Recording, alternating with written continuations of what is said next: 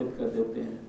और फिर हमने देखा कि उस प्रोग्राम का एक वो इम्प्लीमेंटेशन मॉडल बना देते हैं और फिर उस इम्प्लीमेंटेशन को कराने के लिए वो खाली सरकार की व्यवस्था को नहीं लगाते हैं, वो नीचे तक पार्टी के छोटे से छोटे कार्यकर्ता को भी उस योजना के अंदर इन्वॉल्व कर देते हैं। और आज उसी का परिणाम है कि जो उन्होंने संकल्प 15 अगस्त 2014 को पहली बार अपने पुराने फर्स्ट भाषण में कुछ बातें अगर हम उनकी उस भाषण से ही शुरू करके याद करें तो पहली बार किसी प्रधानमंत्री को ध्यान आया कि इस देश के अंदर जो है अभी भी जो है इतने सारे गांव हैं 18,000 जहां बिजली नहीं पहुंची है। इस देश में महिला के लिए कितनी कष्टदायक स्थिति है कि वो सूरज छुपने का इंतजार करती है अपनी कॉल ऑफ नेचर के लिए। और इस देश में आज भी ये गरीब आदमी, उसके लिए कोई फाइनेंशियल इंक्लूजन की सुविधा नहीं है।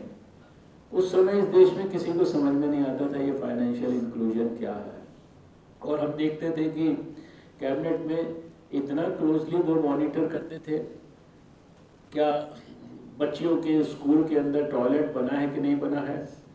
और अगले साल 15 अगस्त तक हिंदुस्तान के हर स्कूल में बच्चियों के लिए अलग से टॉयलेट बन गया था। आज तो वो 12 करोड़ टॉयलेट्स बन गए।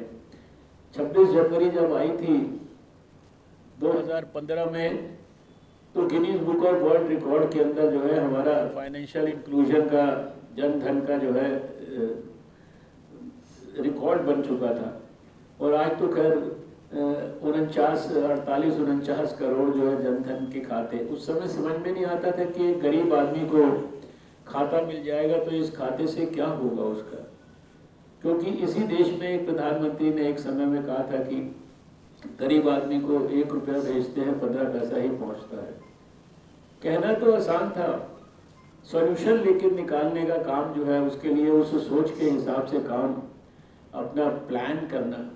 और सोचिए कि नया नया प्रधानमंत्री बनकर इतने बड़े विजन के साथ सोचे और काम करे।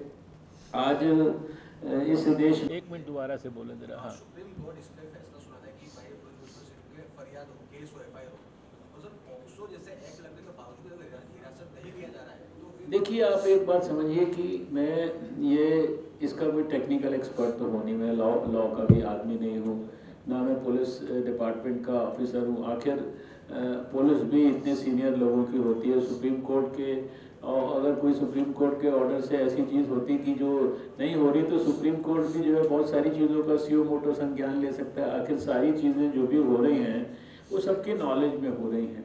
तो आई फील कि everybody has to wait patiently rather than rush. और ये कौन सी एफआईआर हुई है, ना तो मैंने एफआईआर देखी है ना आपने देखी है। उस एफआईआर में क्या लिखा है, क्या एलिगेशन है, क्या स्टेटमेंट हो रही है, किसी को नहीं पता ना। इसको तो एजेंसी ही जो है, जो संबंधित जो ऑफिसर्स हैं या उनका जो इन्वेस्टिगेटिंग ऑफिसर्स हैं वही उस पर कोई कमेंट कर सकते हैं, अगर वो इन्वेस्टिगेशन होते होते कमेंट करना चाहे। हमारे लिए तो मेरा ख्याल से कमेंट करना, मैंने जैसा पहले भी कहा कि एकदम बेमानी है। मेरे को तो उसका कोई, मैं लीगल एक्सपर्ट नहीं हूँ इसलिए मैं कमेंट करना भी नहीं चाहूँगा। हम मुझसे कोई मेडिकल फील्ड का कमेंट मांगे शायद मैं आसानी से दे पाऊँ, लेकिन मैं जो चीज़ मैंने पढ़ाई लिखाई जिस चीज़ की नहीं की उसमें मैं बिना मतलब इंटरवीन करूँ, that I don't think is proper.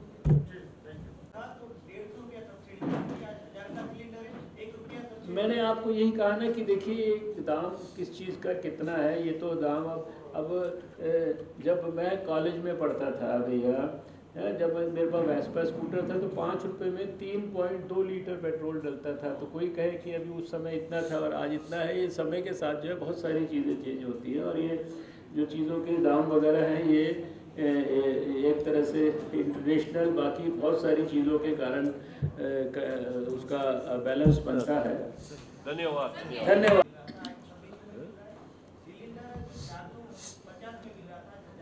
मेरा एक आपको अभी इसके बारे में एक लाइन में ये कहना है कि आज भी जो पुरानी सरकार थी 10 साल पहले, उस सरकार के अंदर डबल डिजिट के अंदर जो है ना महंगाई की दर पहुंच गई थी। और आज हमारी अभी भी डबल डिजिट में नहीं है, अभी भी शायद 6-7 के आसपास है। और वो समय था जब हिंदुस्तान की इकोनॉमी के बारे में 2012-13 में जब प्रधानमंत्री नरेंद्र मोदी जी कैंडिडेट बने थे एक तरह से, तो उस समय ये कहा जाता था कि पॉलिसी पैरालिसिस भी है, the Indian economy refuses to grow, ये इंटरनेशनल एजेंसीज कहती थी। आज इतने बड़े कोविड काल के बाद भी इसमें हिम्मत रख के प्रधानमंत्री जी ने 27 लाख करोड़ का पैकेज इस देश के लोगों के लिए दिया। आज भी 80 करोड़ लोगों को अनाज उपलब्ध करा रहे हैं। आज भी हम बड़े बड़े दुनिया, अमेरिका की इकोनॉमी भी स्लो डाउन हो गई है लिटरली, जो है बीच में आपने स्टेटमेंट भी सुना होगा कि अमेरिका की इकोनॉमी को क्या होने वाला है। आज भी हमको जो है दुनिया की जो रेटिंग एजेंसीज हैं वो फास्टेस्ट ग्रोइंग इकोनॉमी मानते हैं। और बाकी देखिए समय के साथ जो चीज़ें मान लीजिए दाम इत्यादि बढ़ते हैं, तो इतने बड़े इंफ्रास्ट्रक्चर के प्रोजेक्ट्स हैं, सारे जो डेवलपमेंट्स हो रहे हैं जिनका मैंने जिक्र किया, अगर मान लीजिए कोई मेडिकल कॉलेज बन रहे हैं, हर डिस्ट्रिक्ट के अंदर मेडिकल कॉलेजेस बन रहे हैं, हर जगह पर लाखों हेल्थ एंड वेलनेस सेंटर्स बन रहे हैं, घर घर पे जगह जगह दुकानें खुल रही हैं, या इतनी तरह की जो फैसिलिटीज़ क्रिएट हो रही है बच्चों के लिए, पढ़ाई के लिए इतनी सारी सुविधाएं,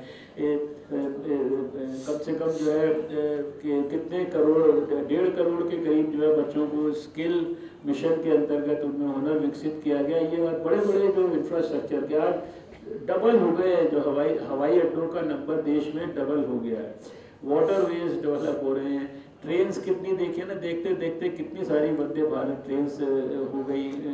इतने देश के अंदर इतने सारे जो स्टेशन हैं, अमृत काल में अमृत काल के स्टेशंस के नाम से कितने सारे स्टेशन, बिल्कुल आज हिंदुस्तान के किसी स्टेशन पे जाइए there is a sea difference between.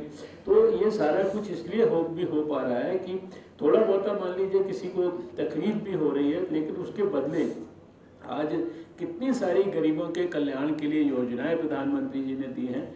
तो इसको हमें बैलेंस्ड करके देखना पड़ेगा। खाली कोई चीज़ 2 रुपये की जगह 3 रुपये हो गई है, खाली इतना कह के हमारा मेरे ख्याल से एक्सप्लेनेशन नहीं मिलेगा। इसको ओवरऑल पर्सपेक्टिव में आपको देखना पड़ेगा।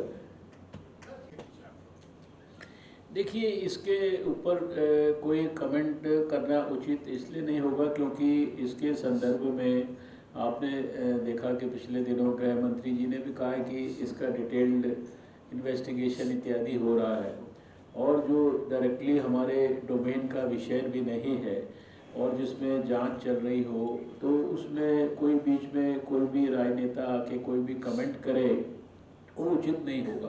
वो कमेंट क्या हो that is not important, but I think जब तक जांच इत्यादि पूरी तरह से कंप्लीट नहीं हो जाती है और औपचारिक तौर पर उसकी जनता के डोमेन में घोषणा नहीं हो जाती है, उसके पहले तो किसी का भी कोई कमेंट करना मेरे हिसाब से बेमायनी है।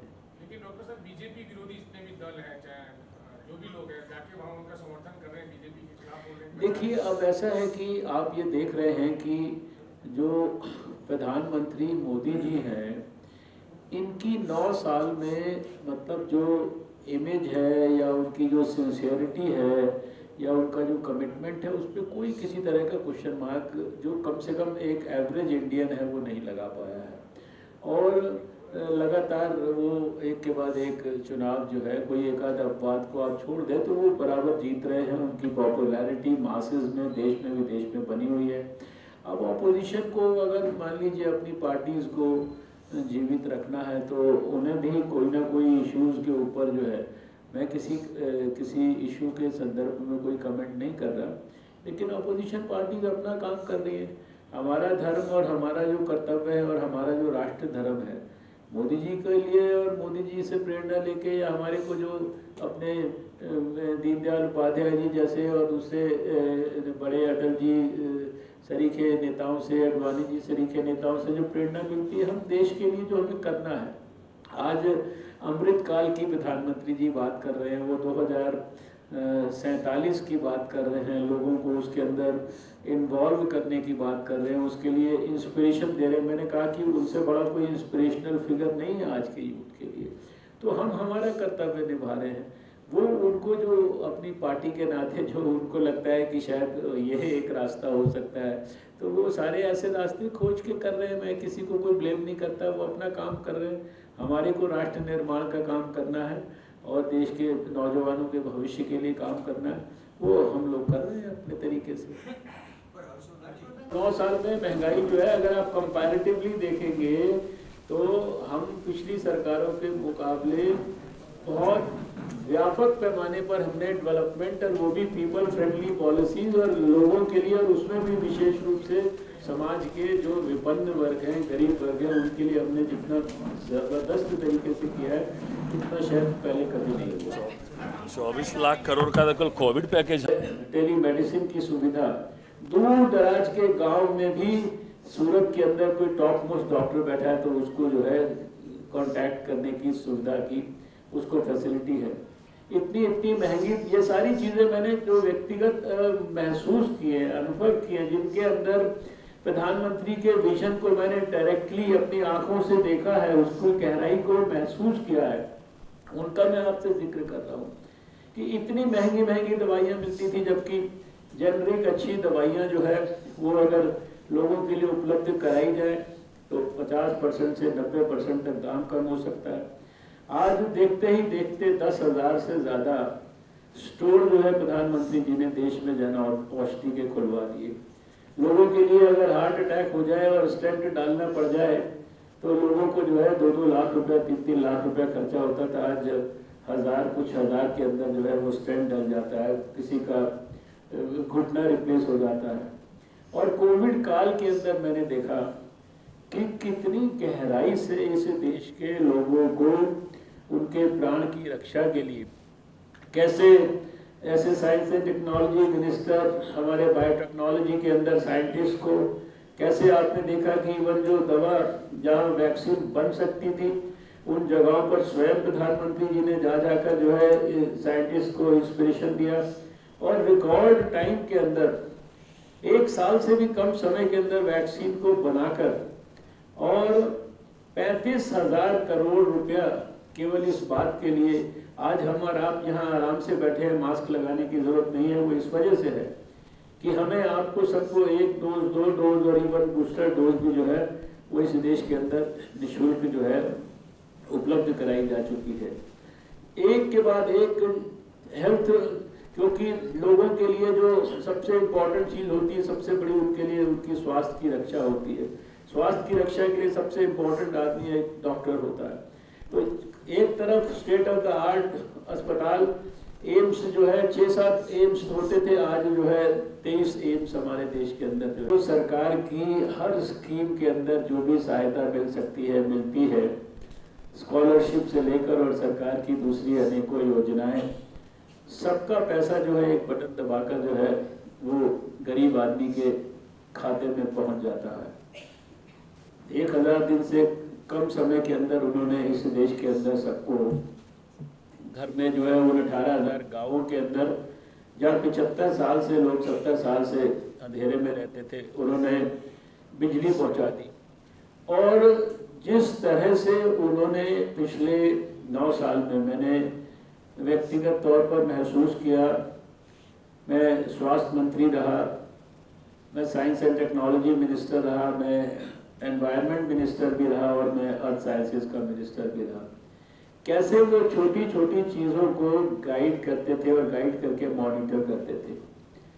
कभी कोई सोच नहीं सकता था कि आयुष्मान भारत जैसी योजना इस देश के अंदर, जिसमें 55-60 करोड़ लोगों को हिंदुस्तान में जेब में फूटी कौड़ी ना हो तो भी देश के 28-29 हज़ार top most state of the art अस्पतालों के अंदर, वो किसी भी अस्पताल के अंदर कहीं पर भी देश के अंदर कहीं रहता हो, कहीं काम करता हो, कहीं बीमार पड़ जाए और किसी भी अस्पताल में वो घुसकर 5 लाख रुपए तक का अपना इलाज करा ले और उसकी जो है लाइव मॉनिटरिंग जो है वो कंप्यूटर के ऊपर जो है दिल्ली में बैठ के, मुझे ऐसे हेल्थ मिनिस्टर उसको दिल्ली में बैठ के भी मुझे देखने का मौका मिलता था कि एक पेशेंट इस समय आज एडमिट हो गया और आज वो 2 दिन के बाद जो है उसका अभी ऑपरेशन की तैयारी हो रही है, 5 दिन के बाद उसकी छुट्टी हो गई।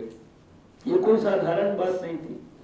देश के अंदर 1.5 लाख से ज्यादा जो है हेल्थ एंड वेलनेस सेंटर्स का कंसेप्ट और उन हेल्थ एंड वेलनेस सेंटर्स के ऊपर करोड़ों लोगों की, जिसे कहते हैं कि करोड़ों लोगों की एक बेसिक जो बीमारियां हैं, डायबिटीज़ है, हाइपरटेंशन है, आप जानते हैं कि कैंसर ब्रेस्ट है, कैंसर सर्विक्स है, ये ऐसी बीमारियां हैं कि समय पे अगर इनका डायग्नोसिस हो जाए, इनकी स्क्रीनिंग करके, तो इनके इलाज के माध्यम से हम बहुत कुछ जो है बहुत समय पर जो है उसको ठीक कर सकते हैं। आज करोड़ों लोगों की देश भर के अंदर स्क्रीनिंग होती है। તેમના વડપણ હેઠળની એનડીએ સરકારના 9 વર્ષ પૂર્ણ થયા છે। क्या कमी रह जाती है कि हर बार बात गिरी जाती है? अभी मैं सभी का स्वागत करता हूं। और अभी पिछले विधानसभा में मार्च में उस ब्रिज के बारे में, उसमें इतना भ्रष्टाचार हो रहा था, रूलिंग पार्टी के वहाँ एमएलए थे, उन्होंने उठाया था मामले को। और जो पथ निर्माण मंत्री हैं, जो तेजस्वी यादव जी जो उप मुख्यमंत्री हैं, वही उस विभाग के मंत्री हैं, उन्होंने सरकार का बचाव किया और सकारात्मक जवाब दिया कि नहीं सब ठीक है, और 2 महीने के बाद ब्रिज गिर गया। यह जो सरकार है वह जो भ्रष्टाचार की गंगोत्री है, नीतीश कुमार उनके साथ मिलकर जो है अभी सरकार चला रहे हैं, और उन्हीं के पास 5-5 जो कार्यकारी विभाग हैं, जो पथ निर्माण विभाग, ग्रामीण कार्य विभाग, जो स्वास्थ्य विभाग, नगर विकास विभाग, ये 5 विभाग केवल एक तेजस्वी यादव के पास जो है, जो माननीय उप मुख्यमंत्री बिहार के हैं, उनके पास यह विभाग है। उनको रिव्यू करने की फुर्सत नहीं है, क्योंकि सीबीआई, ईडी जितना भ्रष्टाचार इन लोगों ने किया है, इनके परिवार ने किया है, तो सीबीआई और ईडी के चक्कर में ही घूमते रहते हैं। तो यह, और जब इसका एक पार्ट गिरा था 1 साल पहले, तो उस समय इसकी जांच की गई थी, और जांच में जो खामियां था उसके रिपोर्ट आया, और बिना उस रिपोर्ट पर कार्रवाई किए हुए उन्होंने फिर से उसको जो है सिंगला कंपनी को फिर से निर्माण की अनुमति दे दी, और अभी वो 1700 करोड़ का ब्रिज ऐसे धराशायी हुआ है। तो जो हम लोग को जो पहले की जो सरकार थी 17-18 साल पहले, जो 15 साल लालू यादव और उसके परिवार ने राज किया, फिर से बिहार उसी भ्रष्टाचारियों के हाथ में है। इसलिए पूरे बिहार में भ्रष्टाचार व्याप्त है। पंचायत से लेकर राज्य स्तर पर कोई भी काम, या पंचायत में हो, या ब्लॉक में हो, या जिला मुख्यालय में हो, या प्रदेश में हो, बिना घूस दिए हुए कोई काम नहीं हो रहा। आम जनता वहाँ त्रस्त है, और पैरेलल शराब की पैरेलल इकोनॉमी वहाँ चल रही है। शराबबंदी देखने के लिए बिहार में है, दिखावट के लिए बिहार में है, लेकिन पैरेलल इकोनॉमी शराब माफिया की चल रही है। आप लोग को आंकड़े होंगे, कई लाख लीटर शराब पकड़े जा रहे, ट्रक के ट्रक शराब पकड़े जा रहे हैं। तो शराब माफिया पैरेलल इकोनॉमी बिहार में खड़ा किया हुआ है। ये सरकार जो है फिर से वही लालू राबड़ी का जो जंगल राज था, उसी के साथ मिलकर सरकार चला रही है। इसलिए वहाँ भ्रष्टाचार की गंगोत्री है, और लगातार पुल गिर रहा है, अस्पतालों की वही खराब हालत हो गई है, सभी जगह यही हालत है। अब तो अगर राज्य के मंत्री की यह सोच है कि वो बनाए और कोई धक्का दे के गिरा दे, तो ये तो उनके मानसिकता पर ही का ही पता चलता है कि एक राज्य सरकार के मंत्री जो उप मुख्यमंत्री के भाई है, उसी परिवार के लोग हैं। ये उनकी मानसिकता, उनका जवाब जो है, उनको कार्रवाई करनी चाहिए। हम लोगों ने कहा है, मांग किया है, आप स्वतंत्र एजेंसी से इसकी जांच कराइए, सीबीआई से जांच कराइए, या न्यायिक जांच कराइए, इसकी जांच होनी चाहिए।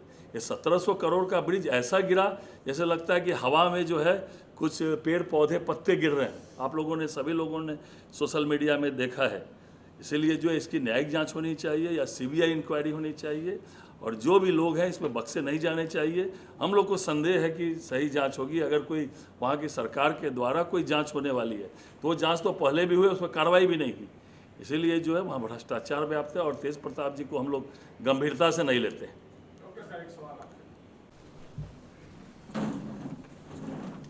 Can we start?